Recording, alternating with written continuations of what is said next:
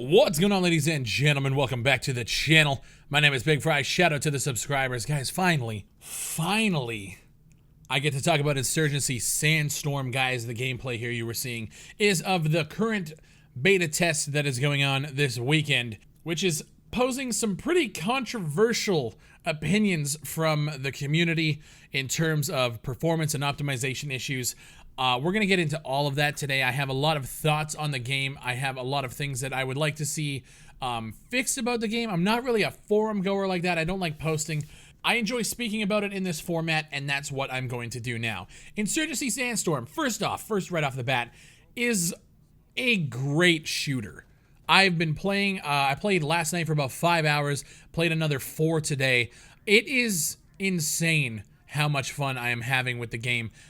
We don't have all of the game modes. We don't have all of the maps yet. This is kind of a limited beta test just to get some of the network and some of the performance issues out of the way.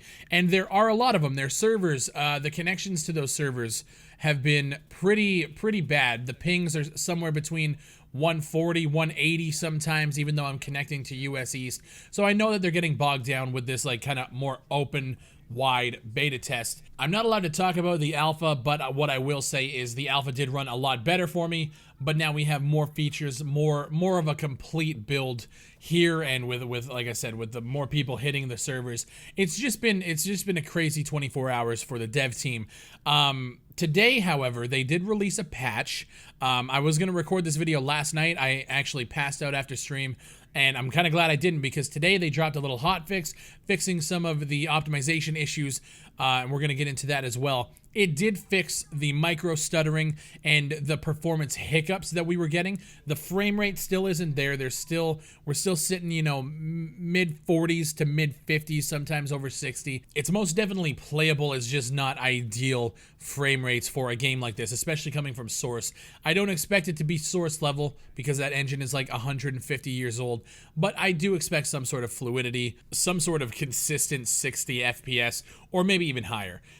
They're just not there yet. They're close, but they're not there. I was doing a stream today. They dropped the hotfix, and I actually had an impromptu developer discussion with Alex from NWI. I'm going to be posting that video separately so you guys can watch some of the questions that we got from chat, some of the questions that I asked him about optimization and why the game is performing the way that it is. The hotfix came out. It definitely did help. It's not the miracle patch that we're going to need. There is going to be a second beta test on August 30th, which is going to go all the way until the release date, which is now set at September 18th.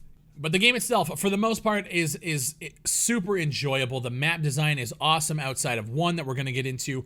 The gunplay is super dope. The combination between hit scan and bullet drop over long distances, the gunplay feels really good. Some people were coming through to the streams and saying they were having problems with hit reg. They even linked clips from that.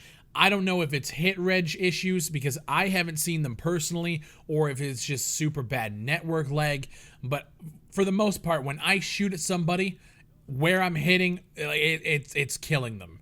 So I haven't had much issues on that, like the hit reg side of things, or that hardcore amount of lag that some people seem to be having. But I am seeing just basic performance FPS issues. Now let's bring it back to the map design. For the most part, most of the maps that we have been playing in the beta, they're designed pretty well. They got flow, they got paths to take to get to different objectives. There's a lot of cover, there's a lot of varied effects like smoke and smoking cars and buildings and fire, and everything just looks really good. The one map that I am not enjoying right now is Refinery. I think Refinery's layout is, you can see that they started with like a core path going through the middle, going to the right, going to the left, like most great maps are designed.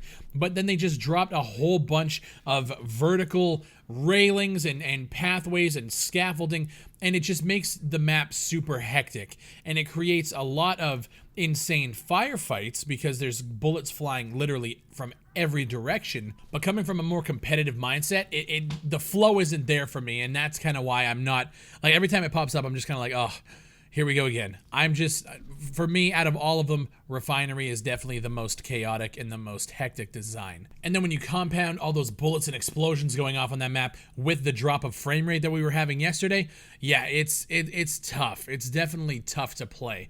One of the big questions people were asking when they came through is, how does this differ from Insurgency on Source? And the biggest thing for me, I find that the gameplay is actually slowed down to the point where if you're sprinting, it actually takes about a second to go from sprint to ADS if you were to just go straight to it. And from what I've been told, there's a little bit conflicting issues. We don't know if it's a design issue or an actual bug, but you do notice that as you're sprinting, if you were to go to ADS, it definitely takes longer than if you were to ADS from just like a walking or standing position, which slows. It sounds like a simple, like just a simple tweak, but it slows gameplay so much. Insurgency Source, I would just be running around sprinting, hit control really quick, ADS, and you'd be mowed down. And in that firefight, it came down to reaction time and aim wins overall. With this, however, it's more or less whoever is more prepared to come around a corner. If you're not sprinting, if you're taking it slower, if you're aimed down sight and that person is sprinting, you have the advantage. If you catch somebody sprinting, it's over for them unless you're just super bad. So there's definitely a difference in feel in terms of how you get around these larger maps. And I find the decision, if it is a gameplay decision, I find it a little strange because the sprint is there for a reason. These maps are a lot bigger than the maps that we got on Insurgency Source. So sprint is going to be utilized more often, and this design choice feels kind of like a punishment to those who are just trying to get around the map. But at the same time, I feel like this is how they want the game to be played. If it was personal preference, I would definitely like the instant ADS like you do get in Insurgency Source coming into, you can feel the difference coming into Unreal Engine 4. And then on top of those discussion points, the map refinery just being chaotic, the ADS issue, the other problems that I have with the game are mainly just quality of life things. Like if you're spectating somebody and that player happens to die, the camera doesn't switch to the next player. It's little things like that where it's just like, yeah, that kind of gets annoying having to just remember, like as I'm streaming and I'm just sitting there, I keep my hands down and I'm just like watching and kind of getting into it. And then they die and I just kind of forget that I have to manually click the button to switch cameras. Just stuff like that should automatically be done. But like literally, I'm sitting here saying this and I'm thinking like, if that's my biggest issue, then we have a pretty good product on our hands. Some things like when the light hits the smoke sometimes, if you guys use smoke grenades, you'll see like a strobe light effect, and it's just super hard on the eyes while you're playing. It just flashes very rapidly, which, I mean, could cause issues with people, you know, potentially getting a seizure from it or whatever. It just looks like shit. Another bug is when you die, your player's like skin texture just turns to either a green or a black. It just like disappears. So it looks like your body just got burnt to a crisp, or it just looks like an alien. Stuff like that. Just simple bugs and stuff that need to be done. Quality of life stuff. When I spoke with Alex from NWI, he had mentioned some stuff on the competitive side of things that they're looking at fixing. And I'm going to throw that whole interview up on YouTube after this so you guys can listen to that in its entirety. I thought it was a really great conversation just to shine some light on what these guys have been doing for the last 24 hours, taking in all the feedback, going through the different streams, gathering what everyone's been saying about the performance issues and trying to track down all of these issues and getting them solved. I think it's a really good interview. And I actually, after talking to him, I have faith that this is what they're going to do. As I'm talking to him, they're dropping a hot fix that actually solves some of my issues.